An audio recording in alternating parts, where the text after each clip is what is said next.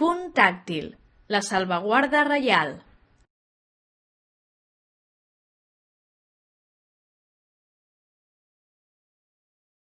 En un dels àmbits a l'esquerra de la nau de l'església de l'antic convent es localitza un conjunt de peces procedents del monestir de Sant Jeroni de la Vall d'Hebron de Barcelona, adquirides per Vicent Ros l'any 1958 i dipositades al museu.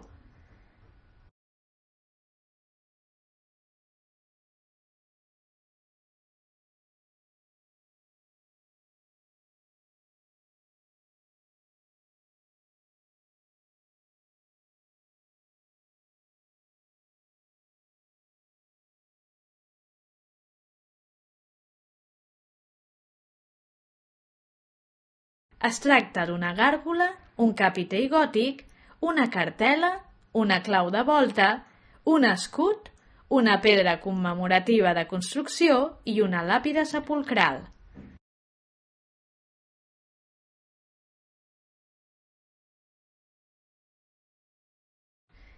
L'escut de salvaguarda reial era indicatiu de protecció i custòdia.